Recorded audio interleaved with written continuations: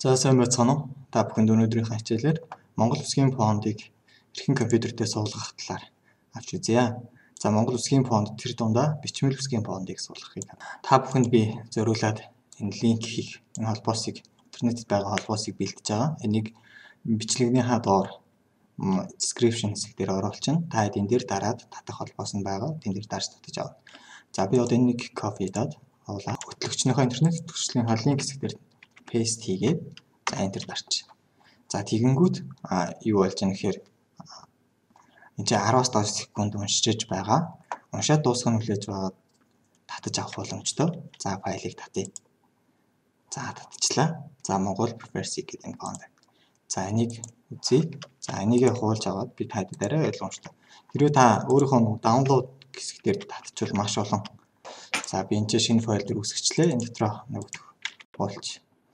За энийг хэтгэлээ маус зөрөө дарж аваад задлаа. Extract file буюу задлаад ok дарчлаа.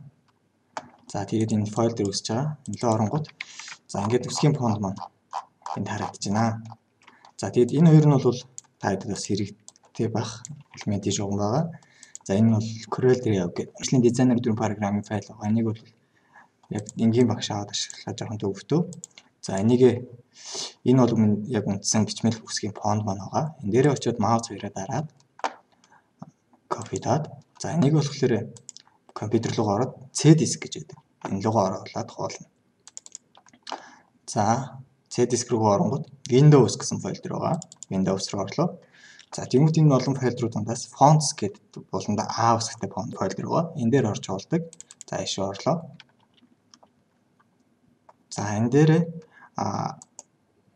хоосон зэн дээр нь маус хоёр буюу хулгайныхаа баруун дорвчийг дараад paste хийчихнэ. За энэ дээр болохоор би урд нь суулгах учраас дахин суулгах уу гэж байна. Та дэвтэр бол зүгээр шууд суулгагдчих болно. За тэгээд фонд маань сууж үгүй харъя. За энийг хэдүүлээ бичмэл болгоод үзье. За Монгол Preferred. За тэгээд хайхтаа бол Монгол Preferred гэж хайна шүү. За хайж дууссан бол enter дарчихна. За тиймгүүд Монгол бичгийн үсгийн фондоор болсон байна. За тэгвэл энийг жижиг болж байгаа. Гэх мэтчлэнгээр та ингээд энэ фондыг суулган авч ашиглах боломжтой байгаа. За анхаарал тавьсан явдал баярлалаа. Танд амжилт.